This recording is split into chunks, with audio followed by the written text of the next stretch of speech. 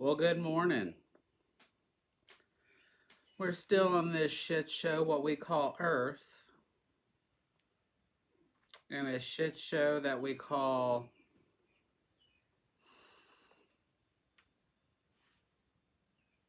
a quarantine of COVID-19. I was trying to decide what I wanted to talk about today because I was like, I have two options. I can make two different types of videos.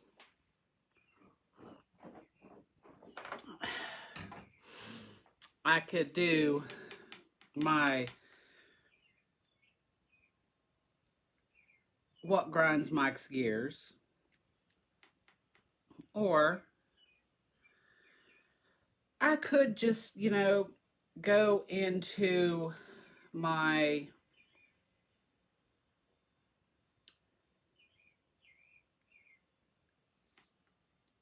other one, which is politically opinionated. But then I started looking at news stories. I went to bed last night and God, that bed felt good. Man, did it feel good. It was soft. My pillows felt good. My medication just kicked right in. Well, at least my sleeping pills did. I might have took, a muscle relaxer or two just to see if it would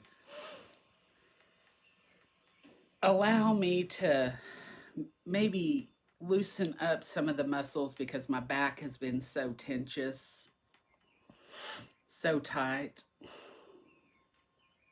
because of all this. Well, I opened up Apple News. Excuse me, my allergies are draining because, when you live in Oklahoma, sometimes it's not wise to be like, oh God, it's beautiful outside. Let's open a window. For fuck's sakes, Mike, you are 46 years old. You know the fuck better. So now, my sinuses have decided to rebel against me and drain like a lot lizard when all the truckers are out driving and decided to fill up at the local love station on I-40. But here's this morning's topics we're going to talk about. Excuse me again. Trump. Oh God, yeah, that shit show of a president just now has decided to temporarily halt immigration into the United States because of the coronavirus crisis.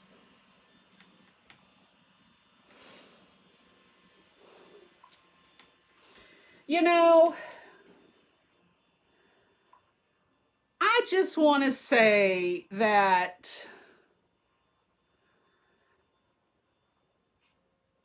aren't you a bit late, you sorry piece of shit? Really? Did you not find a new mistress during this crisis that you could let into the country? Was there not a new one from Slovenia or the Czech Republic, Romania? Norway, Sweden, one of those countries that are white. So you just now decide, oh, let's halt immigration. Really? I mean, I could have understood like in January, February, March. But now we're in late April as you're pushing to open up the economy and you're praising European countries on having a handle in wiping out and lowering and flattening the curve. But you are now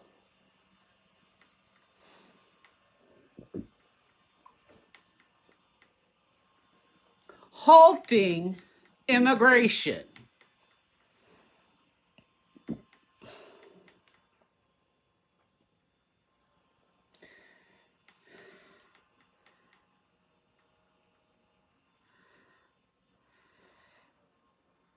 Because of the invisible enemy. Here, let me read your tweet. In light of the attack from the invisible enemy, as well as the great need to protect the jobs of our great American citizens, I will be signing an executive order to temporarily suspend immigration into the United States.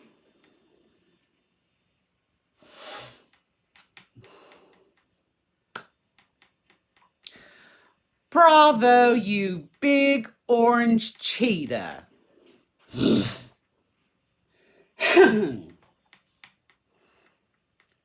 Couple of things here.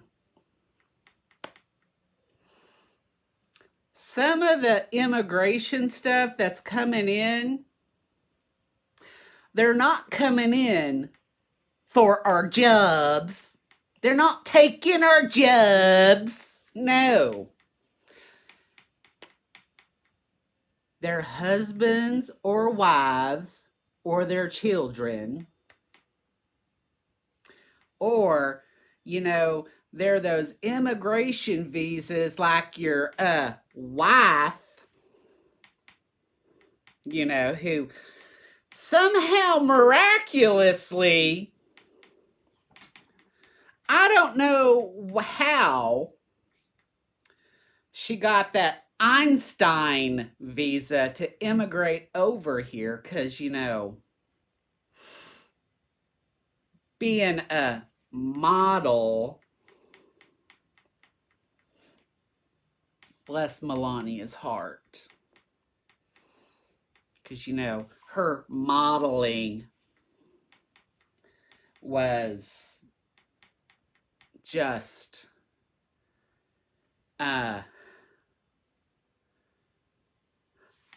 porntastic.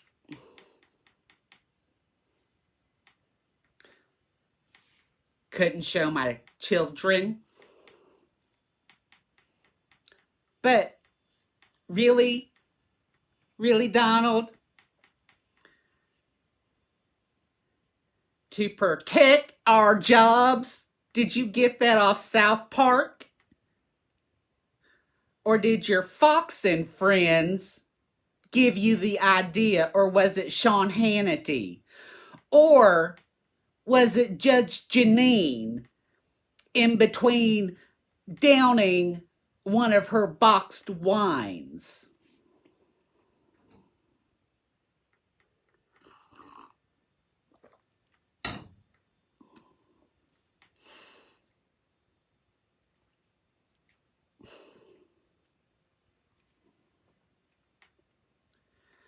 I'm sorry, but You know, since this started, you have always been late to the party. Your whole administration has been late to the party. And it's because you haven't cared. You do things because you think people are going to be like, oh, look, he really cares about us. Oh, Donald, thank you. Can we have some more bread, sir? Can I have some more bread? Donald, you know, if you gave two shits about this country,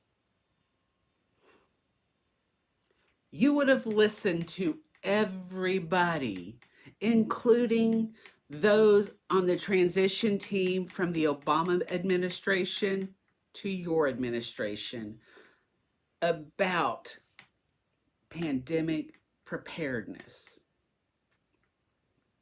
But you didn't. But you didn't.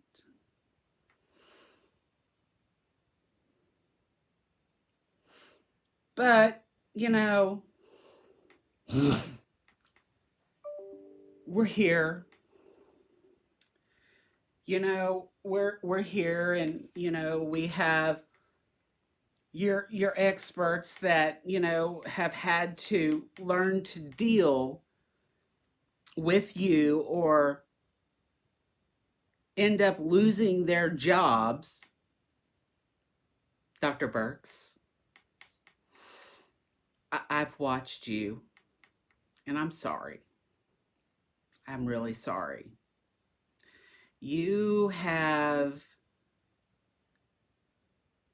become one of them.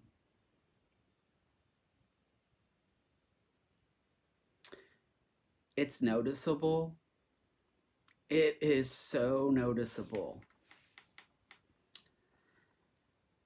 You have become a Trump shrill.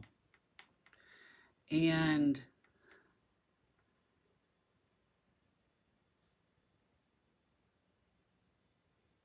I know that's not who you are or who you have been, but it's clearly who you have become only because you want to save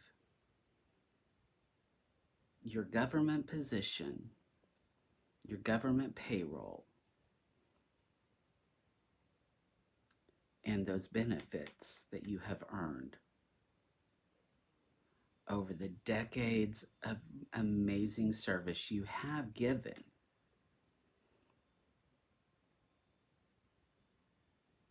You could have stood up and said, no, Donald. No, Vice President Pence. You guys, this is not correct. But you've taken the arm twisting and become one of them.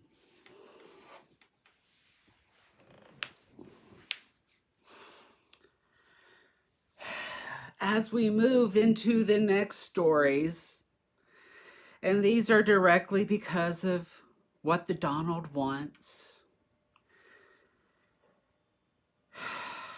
Oh, Lord.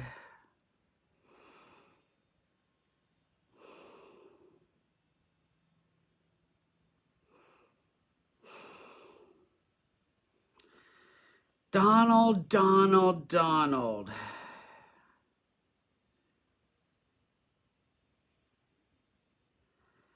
You know, when you finally acknowledged that we had problems, that we needed testing,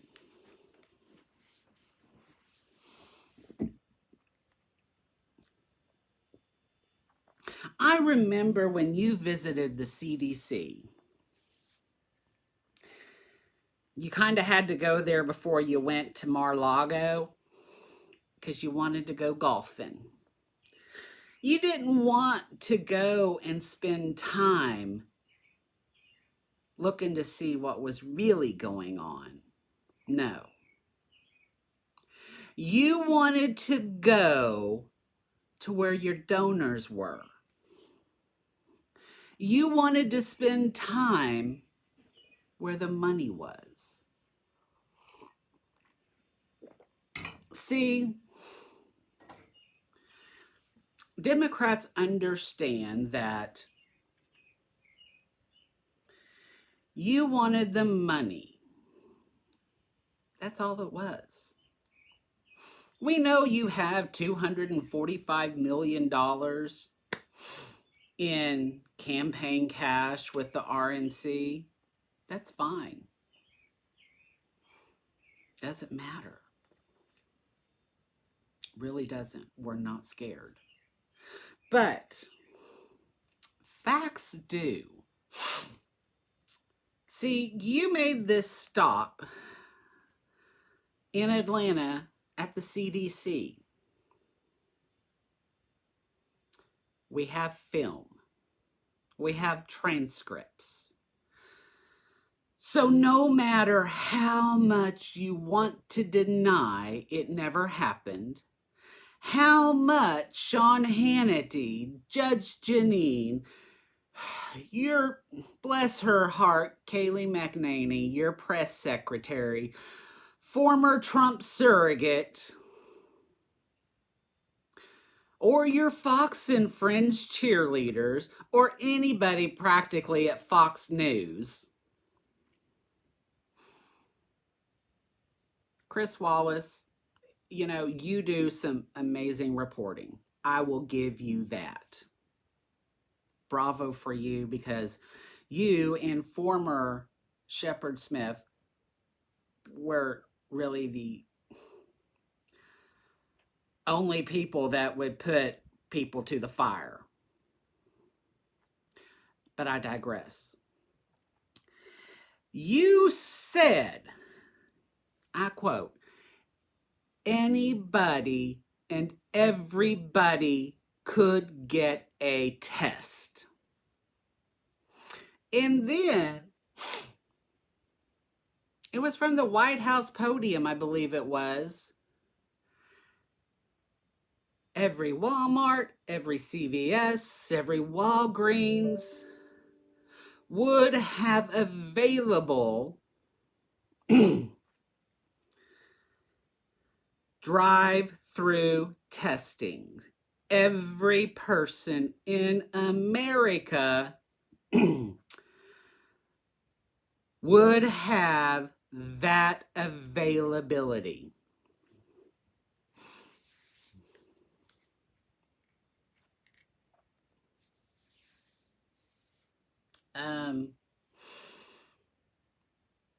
President Trump, Vice President Pence,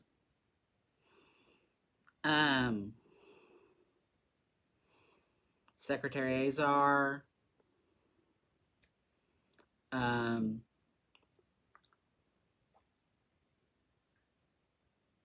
Secretary SB,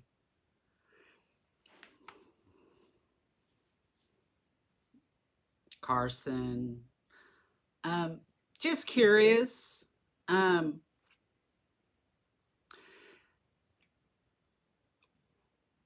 Where are they? Did they get lost? I mean, I have in my, suburb alone,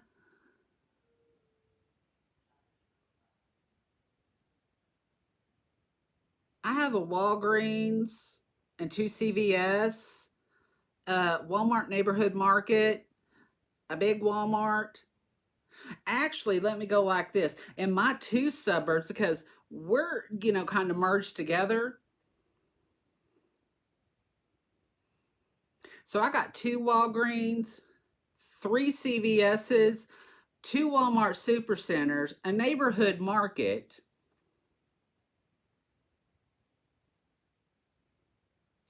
We don't have any drive-through testing.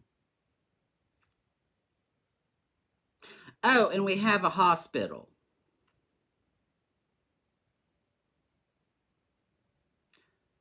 The testing that we do get is if we're crawling in with symptoms. So where exactly are all these? We're supposed to have, every one of these is supposed to have testing. And since we started this in late March, because throughout January and February and early March, you ignored this. You lied to us that you cared. Because, you were doing those rallies and saying it was a Democratic, liberal conspiracy just to ruin your presidency. It was a hoax. That China had it under control. That the numbers just showed that it was going away. That Mike Pence said it was contained. That you had one of your advisors, Larry Kudlow, came on, I believe it was Fox News, and said, oh, it's under control. We have no issues.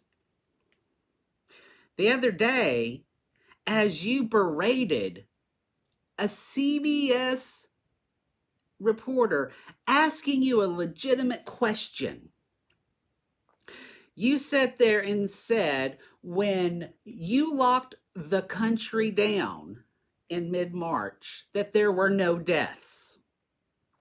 You're a fucking liar. You were an absolute fucking liar. You have no clue even what was going on. Absolutely no clue. And what it is because you don't care. And that's the sad thing. You don't care, and your supporters don't care. Because what they do care about is the misinformation and facts that you disseminate via your Twitter, your surrogates, and via Fox News and other media outlets that you push things through, or people that are associated with you or your campaign.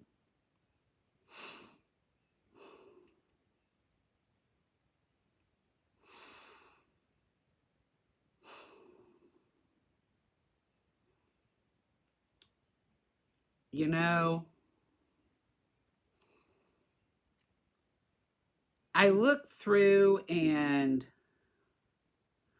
I'm looking at things like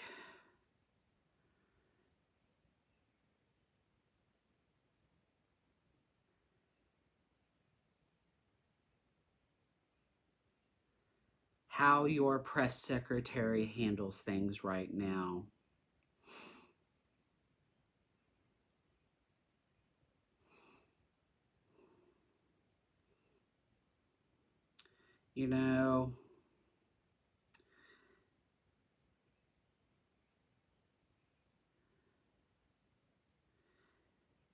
Bless her heart.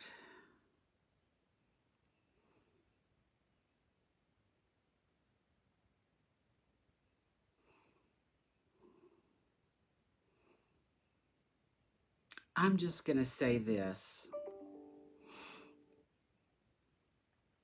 She'll be gone soon.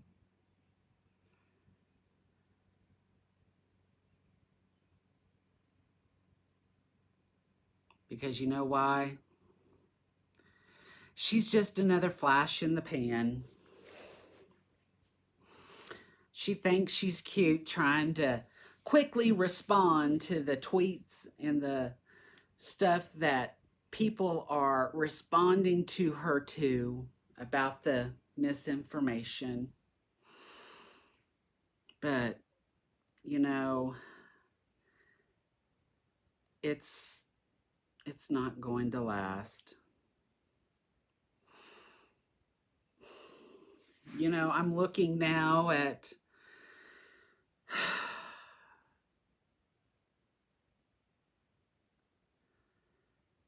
everything that's happening to our companies.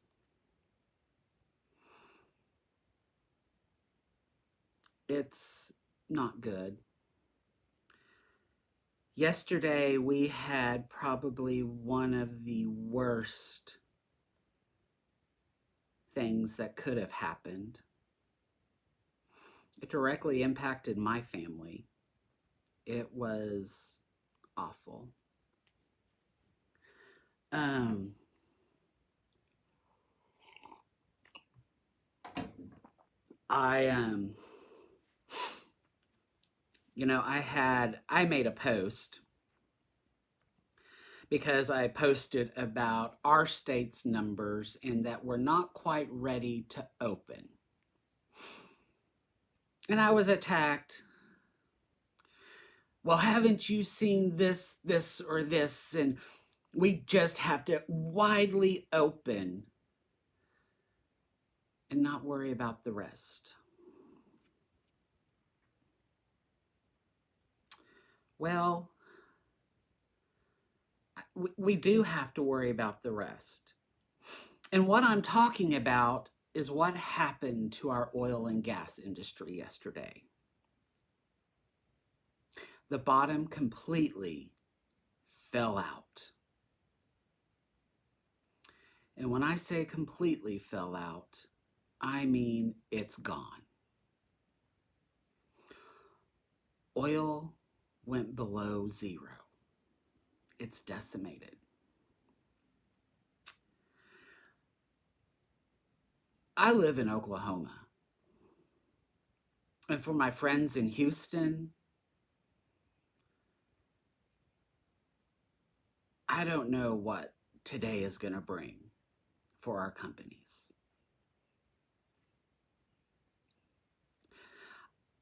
I'm filming this at 6 a.m. in the morning. Right now, it just turned 7.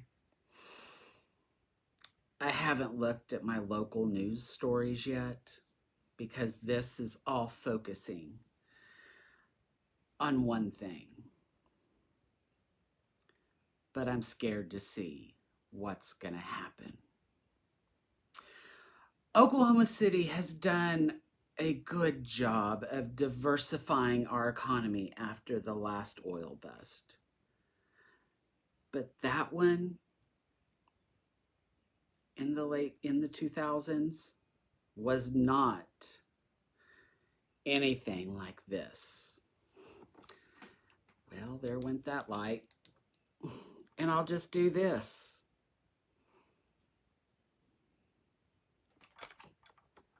Sorry about it, folks.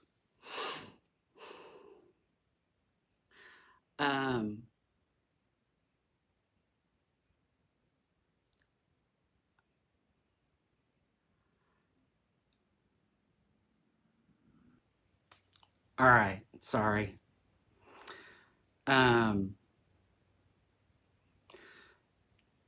What happened today? I don't know. It is and could be devastating. If oil keeps trading below zero, companies like Chesapeake, Continental, Devon, Kinder Morgan, Schlumberger, The list goes on.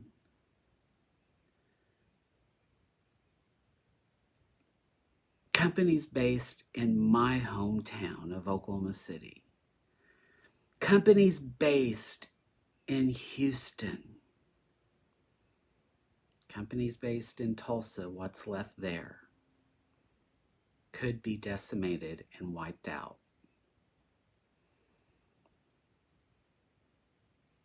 Consolidation's going to happen, but what's left, who knows?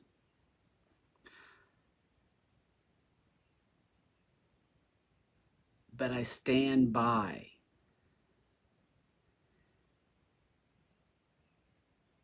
when I said we're not ready to open.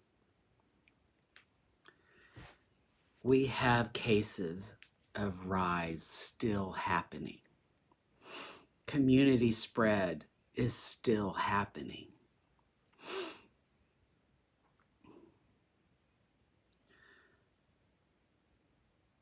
What happened yesterday with the oil prices?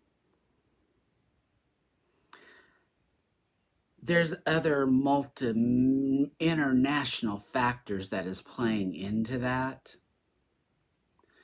And that is issues from OPEC, issues with Saudi Arabia and Russia in their increasing wars. And what was signed with or encouraged with Trump and all of this other stuff is just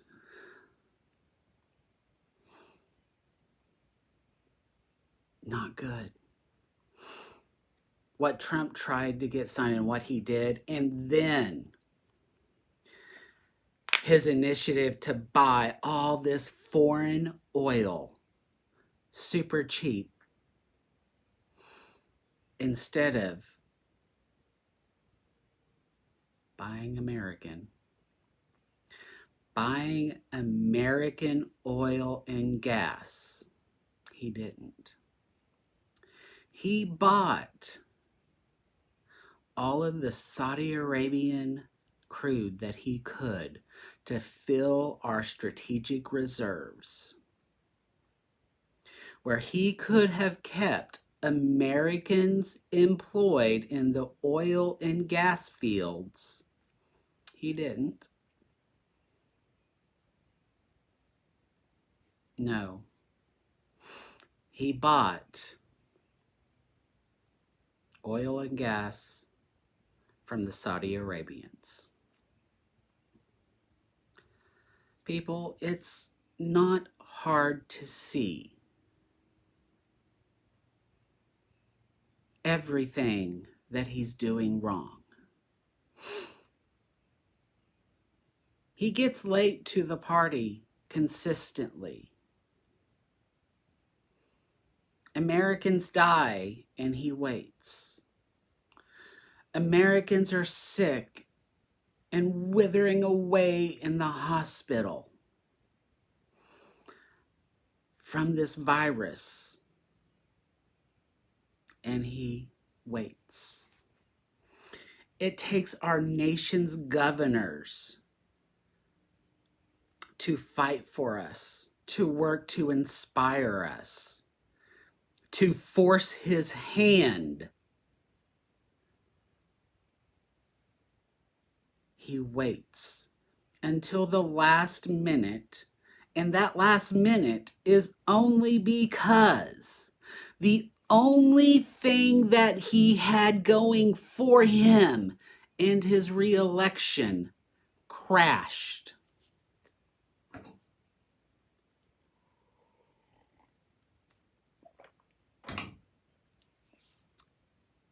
And that was the economy. That was all he had, was the economy. Folks,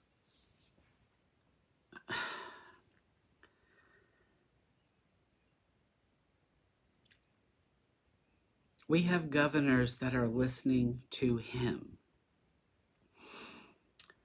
that are going to jeopardize your health. Some are already doing it, while cases are growing rapidly.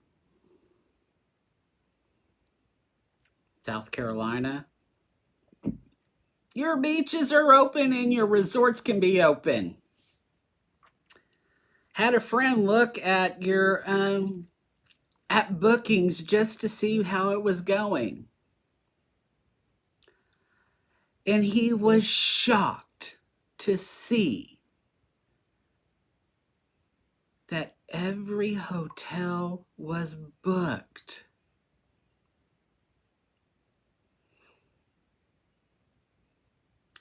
And even the vacation rentals, what he could find, the rates have doubled and tripled, and people were buying them, getting them.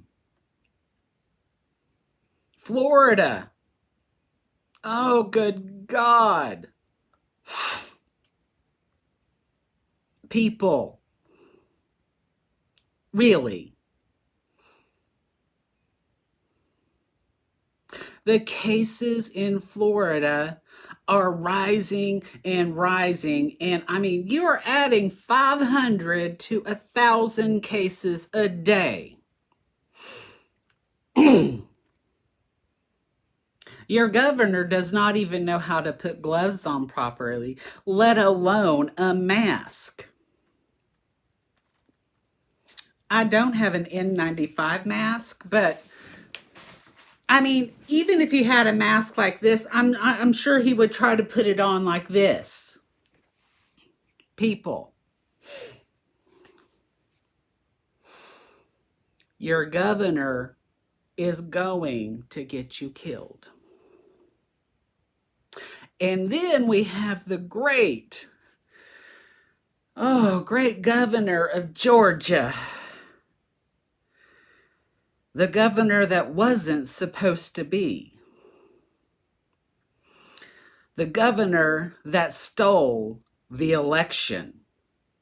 And by stole the election, he literally stole that election. Brian Kemp, who just at the end of March, in front of the nation, before he closed his state, proclaimed, I didn't know that asymptomatic people could transmit COVID-19.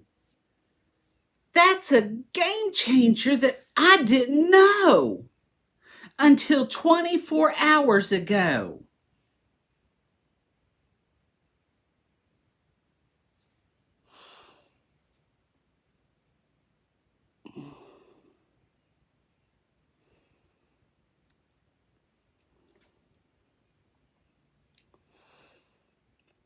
Dude.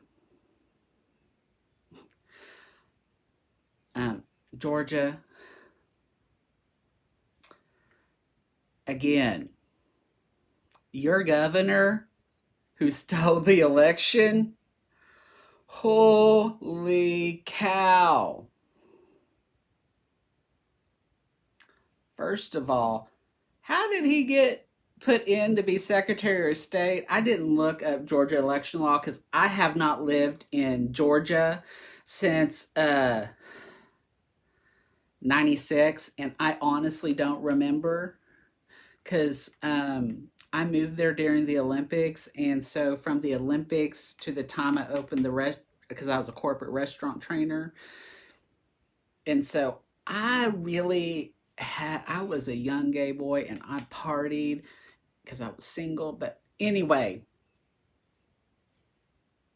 really, you guys stay at home. I love the people of Atlanta.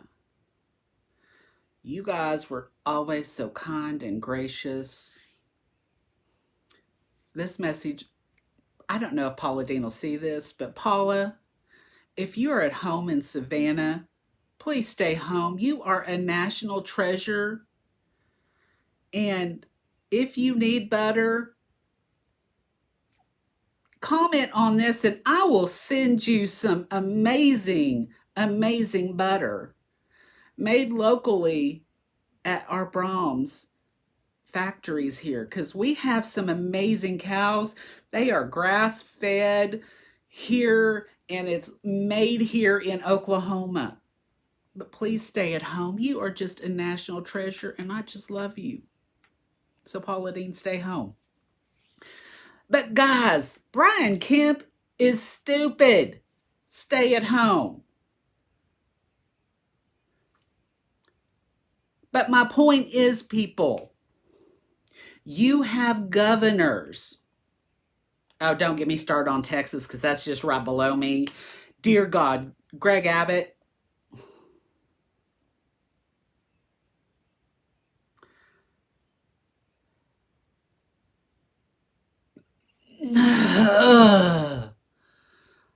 Okay, first of all, I don't want that pestilence growing up into my state because seriously, what the fuck?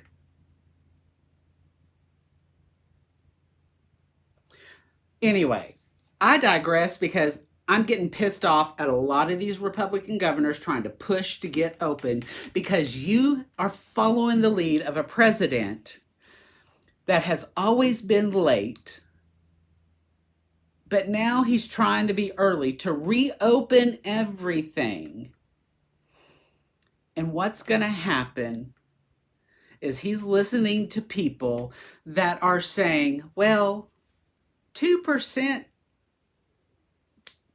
of the population could die. Well, that's not bad. That's not bad. If you haven't done the actual math, so they said there's a range out there from 2 to 6%. So let's go with the 2%. Our country's population is just over 340 million people.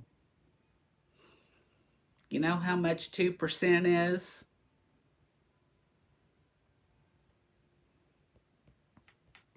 6.8 million. So we're just going to round it up to 7 million people.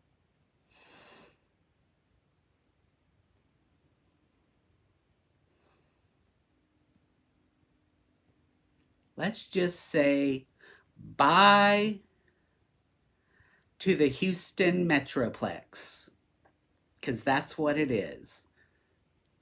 Bye to the Houston Metroplex. Those are American citizens that his advisors are telling him and the people around him that it's okay that we could get away with losing to reopen the country. 2% or more. But it's okay. Because, you know, in the Spanish flu, because everybody wants to talk about flu, they were in a rush to reopen. So they did. And then they had the most massive increase of cases and deaths ever recorded. So yeah.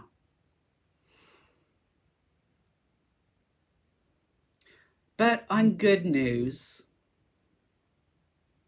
well, it's not good news. They are close to getting more money to our small businesses. Some shitty corporations that got money that shouldn't have are returning it. Shake Shack, I am highly disappointed in you. I loved your burgers. It's going to be a while before I go back, drive to Dallas or Kansas City to get your deliciousness because I'm disappointed in you. Just know that once we are back to normal and we are able to drive to go eat,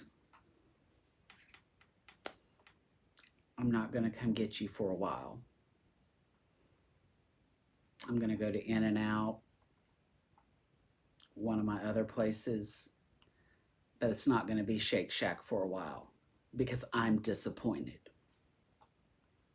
You knew better. You knew better. Ruth Chris, I love your steaks. I love everything about you. You are about to open up here in the matter of a year in Oklahoma City. And I am so excited.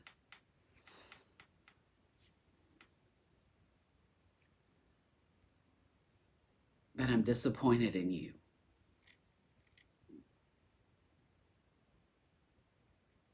But I won't be going to one of your locations in Dallas, Kansas City, or Tulsa right now when we get back to normal to support you because I am disappointed.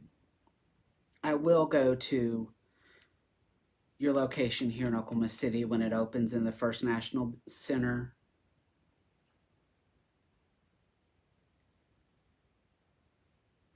But I'm disappointed in you because your corporation thought they deserved it. Because there are local businesses here in Oklahoma City that deserved that money. To the other large corporations that thought they deserved that money, that haven't returned it, do the right thing. Because there are local businesses across this nation that deserve the help. When you are making hundreds of millions of dollars a year and you got that loan, shame on you. Shame on you for taking that money because you have friends in the White House that did things to relax the ability so that you could get the money, and they made it harder for the small businesses to get it. And one last word. Donald Trump, start doing the right thing. Stop doing everything at knee-jerk reactions. Stop berating reporters as fake news. I know you don't like people telling you that you are wrong. I know you don't like people telling you the facts. But sometimes it hurts. Sometimes it hurts to be wrong. Sometimes it hurts to be told what the truth is. I know that. Because when I'm told what the truth is and I'm wrong, it hurts.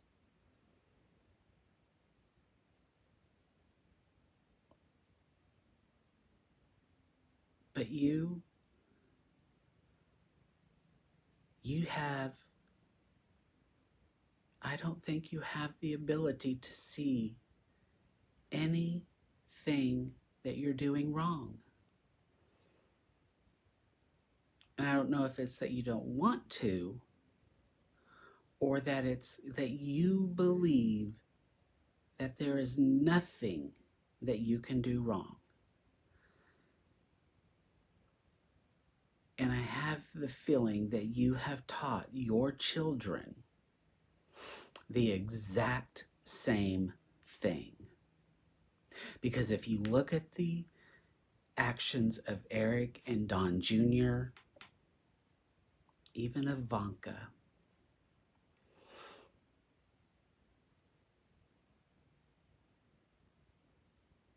they don't have the empathy, the caringness. They just say the words. They put on that fake smile. Well, Ivanka does. Eric and Don Jr., well, they just put on that smug grin that comes from you. They argue and just say they don't care. I'm just going to leave you this one final thing, Don. President Trump,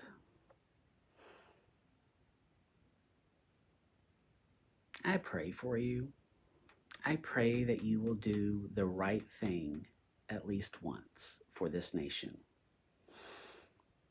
I pray that you would do one good thing during this whole epidemic.